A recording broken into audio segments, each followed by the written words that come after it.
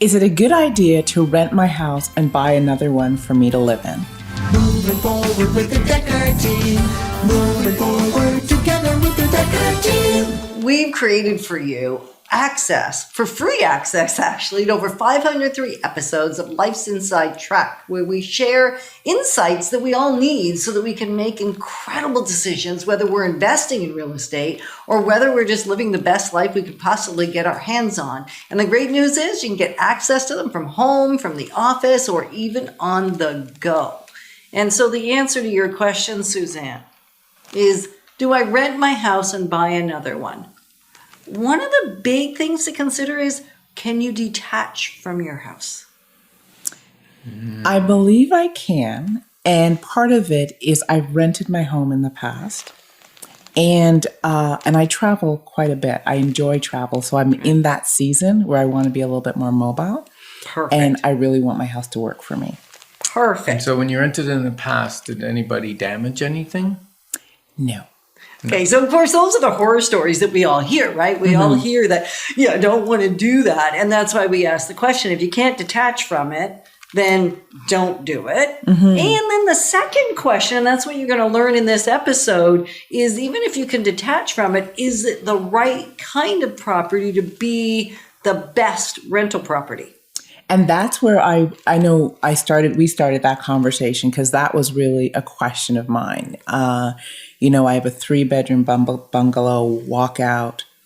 It's a good size.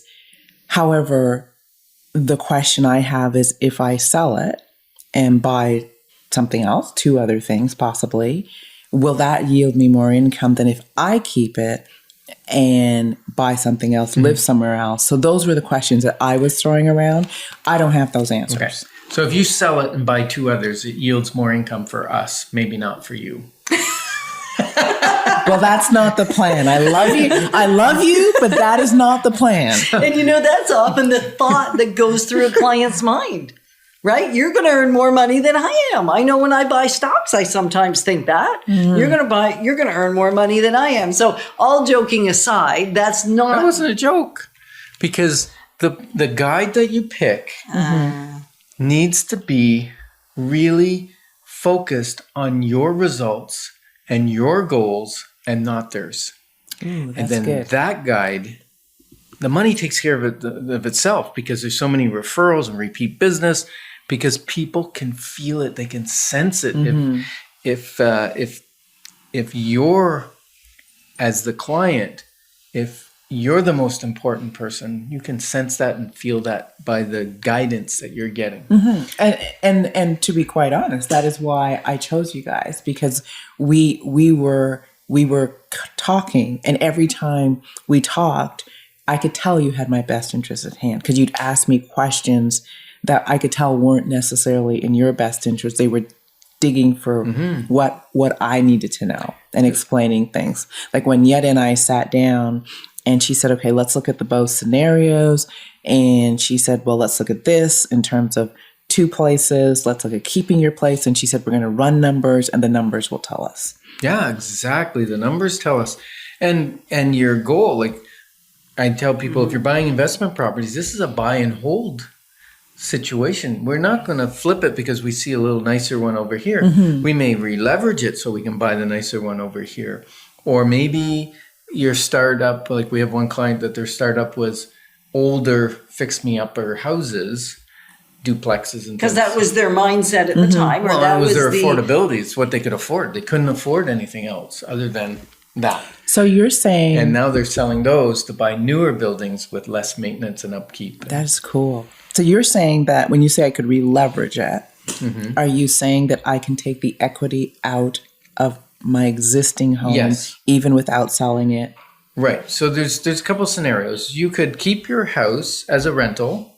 We would re-leverage it so that you have it at 80% mortgaged, take out your extra money and put that into whatever you're buying. Now, you could buy a house that you're going to live in, so you only have one rental. You could buy a house that you're going to live in, but it has a duplex or a triplex or a fourplex. And so you've got income covering a lot of that expense of being there. So really those are the options. Or you might say, you know what, I need all the equity to buy the investment property I want, so I need to sell it to move from a single to a triplex. So it really is, once we see what I want to purchase, helps determine whether I sell.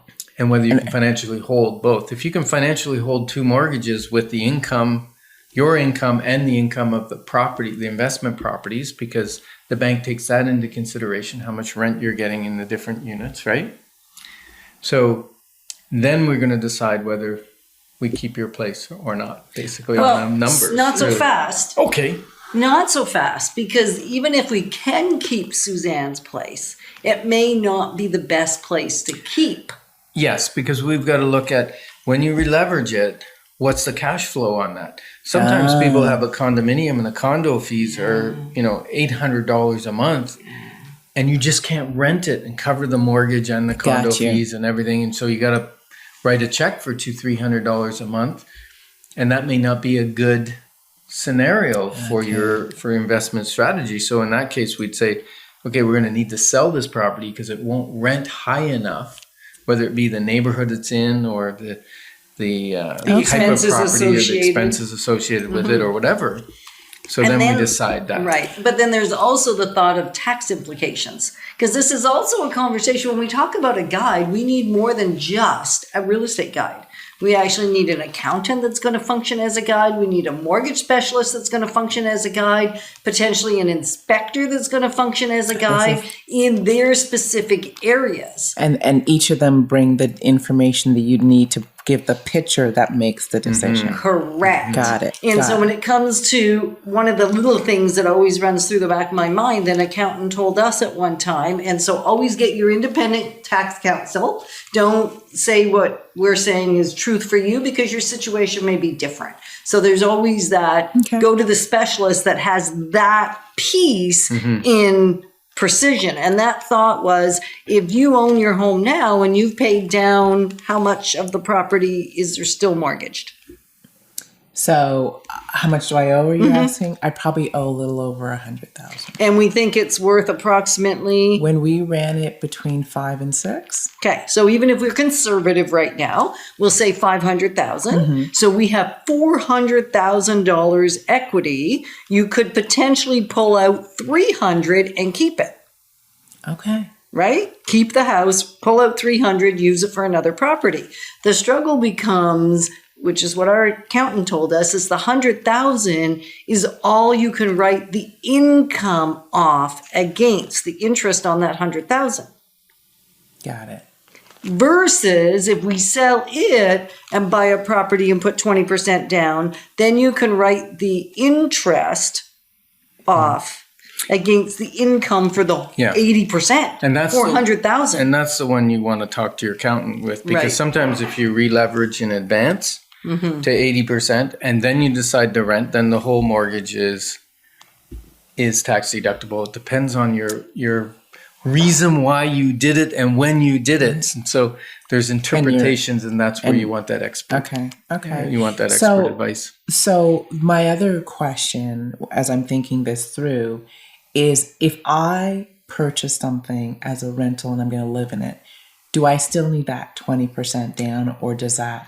Well, if you're in a duplex, you can put down as little as 5%. Wow. If it's a triplex or a fourplex, you can put down 10%, as little as 10%. Now there'll be premiums. Yeah, you got to pay your insurance premiums. Exactly. Right. And so really then again, it depends, because how big a property are we going to buy? What's the income on it? What makes sense?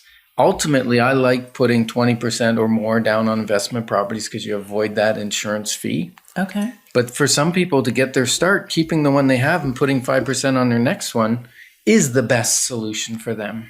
And so if you're thinking, I am getting clarity and then I feel like I'm getting confusion, probably the best spot or the best place to find yourself is give us a call so we can have a consultation one-on-one with you. Listen to this episode, pull out the little tidbits, and then let's connect together. And so we're grateful to be your partners on the journey of building wealth and wisdom. Moving forward with the Decker team. Moving forward together with the Decker team.